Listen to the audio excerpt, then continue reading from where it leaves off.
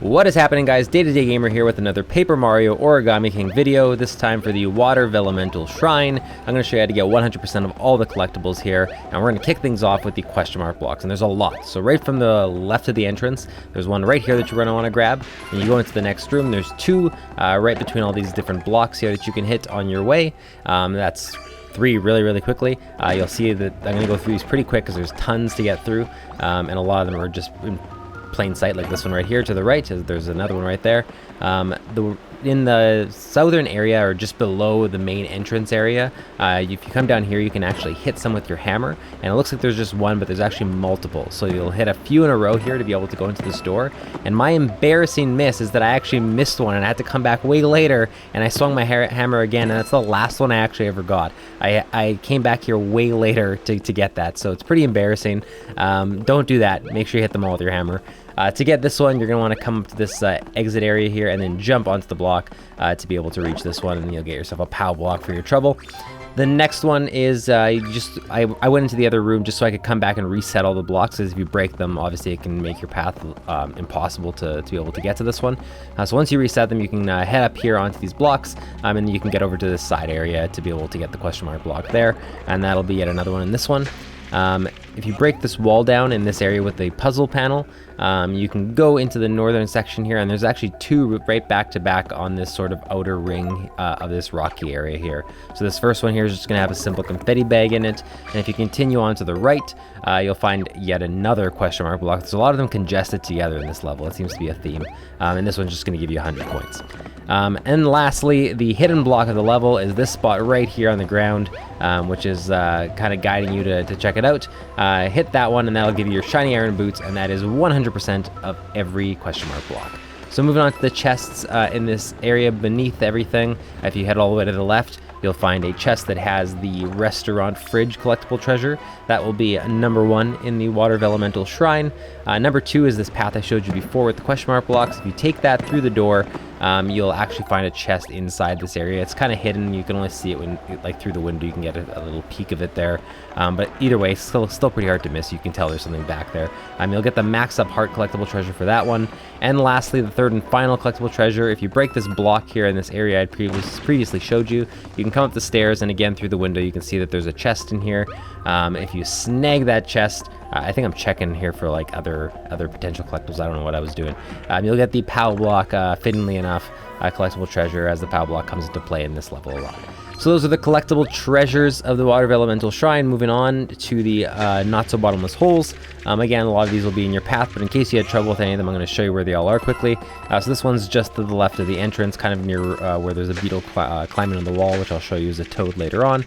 This one is completely blocking your path. It's impossible to miss, because otherwise it's impossible to progress. So grab that one as well on your path. Likewise with this one, the only way to get down the stairs is to fill this bad boy in, which is yet another one.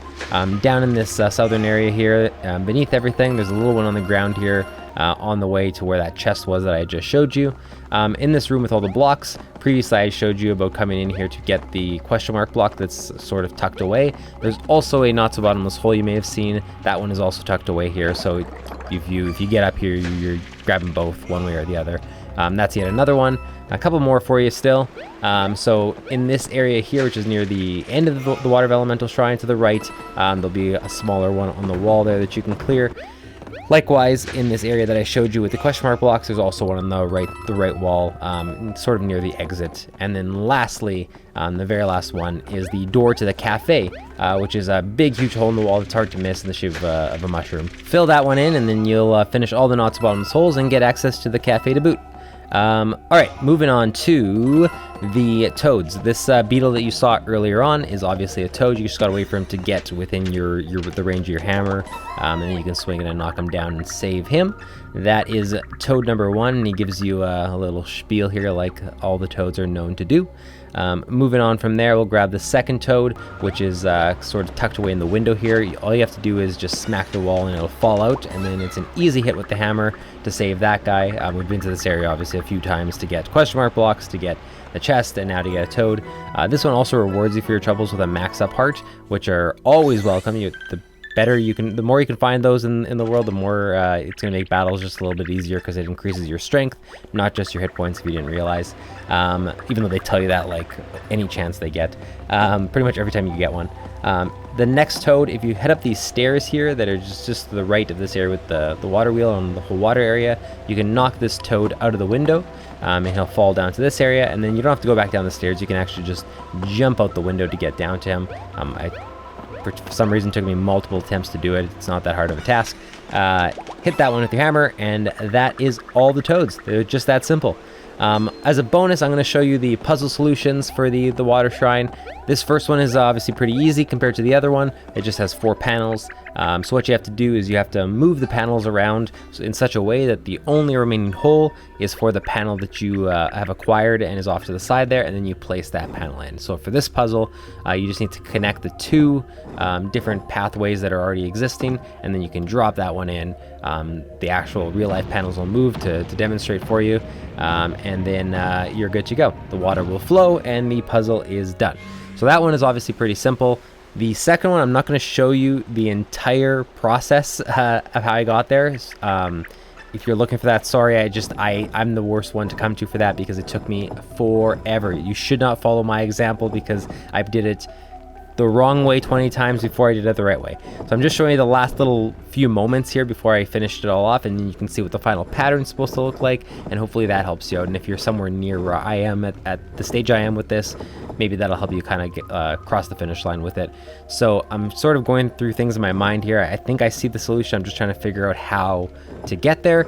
It takes a really roundabout way to connect these 2 pathways. It's not as straightforward as you would think. So the way you want to do it is like this. It's this gigantic S, and then you can put the corner piece in.